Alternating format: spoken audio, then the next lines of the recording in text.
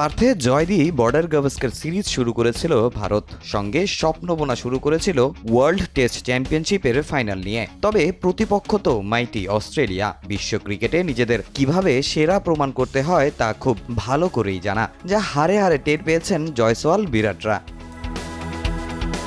Sydney test ছিল ভারতের series সমতায় ফেরার শেষ সুযোগ, তবে দাপট দেখিয়ে 6 উইকেটের জয় তুলে নিয়েছে অজিরা। সঙ্গে এক দশক পর মর্যাদার বর্ডার গাভাস্কার ট্রফি পুনরুদ্ধার করেছে স্বাগতিকরা, যদিও অধিনায়কের মূল লক্ষ্য ছিল ওয়ার্ল্ড টেস্ট চ্যাম্পিয়নশিপের ফাইনাল খেলা।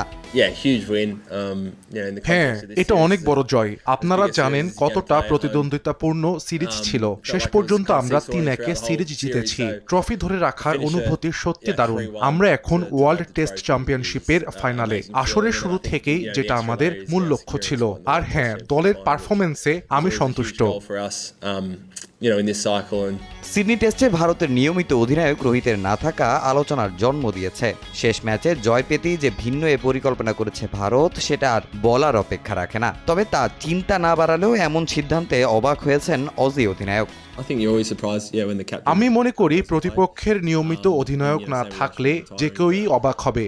অশ্বিনের হুট করে অবসর নেয়াতেও অবাক হয়েছি। তবে সত্যি বলতে এতে আমাদের ওপর কোনো প্রভাবই পড়েনি। শুধু মাঠে কোন একাদশ নেমেছে তাদের নিয়ে ভেবেছি। শুধু রোহিতই নয়, বাজে সময় পার করছেন বিরাট কোহলিও। 2 বিশ্বকাপ জয়ী ক্রিকেটারের শেষটাও দেখে ফেলেছেন অনেকে। বোর্ড থেকেও যে অবসরের ইঙ্গিত দিচ্ছে তার আভাস মিলেছে রোহিতের কণ্ঠে। তবে গম্ভীর অপেক্ষায় তাদের হাত ধরে আরো অনেক জয় দেখার।